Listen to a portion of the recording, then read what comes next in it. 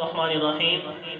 آج کا مسئلہ ہے خواتین کی نماز سے متعلق۔ خواتین گھر میں جب نماز پڑھ رہی ہوتی ہیں تو اس صورت میں بعض دفعہ بچہ خواتین کی گود میں یا جب سجدے میں جاتی ہیں تو پیٹھ پر سوار ہو جاتا ہے، تو آیا نماز ہو جائے گی یا نہیں؟ اس طرح تو یاد رکھیں کہ اگر بچے کا کپڑا اور بچے کا بدن پاک ہے اور اس صورت میں بچہ ماں کی پیٹھ پہ سوار ہو جاتا ہے یا ماں کی گود میں بیٹھ جاتا ہے تو نماز ادا ہو جائے گی، کوئی حرج نہیں۔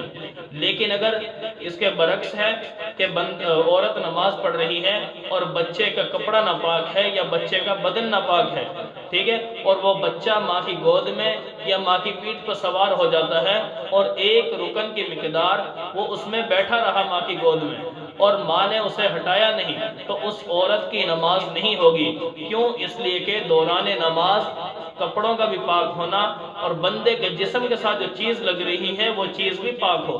اگر ناپاک چیز جیب میں ہو یا گود میں ہو یا سوار کر لے اپنے اوپر تو اس سے نماز فاسد ہو جاتی ہے۔ تو یاد رکھیں اگر بچے کے کپڑے ناپاک ہیں یا بچے کا بدن ناپاک ہے، عورتوں کو پتہ ہوتا ہے عام طور پہ، اور بچہ اگر سوار ہو گیا تو عورت کو چاہیے کہ فوراً بچے کو سائیڈ پہ کر دے، تب تو اس کی نماز ٹھیک ہو جائے گی۔ لیکن ایک رکن کی مقدار اگر وہ بچہ بیٹھا رہا، رکن کی مقدار کم از کم 3 دفعہ سبحان اللہ کہا جا سکے، سبحان اللہ سبحان اللہ سبحان اللہ، مناسب مقدار میں اور مناسب فاصلے پر یہ جملہ بولا جائے جتنی دیر میں، اگر اتنی دیر بچہ گود میں بیٹھا رہا تو عورت کی نماز فاسد ہو جائے گی۔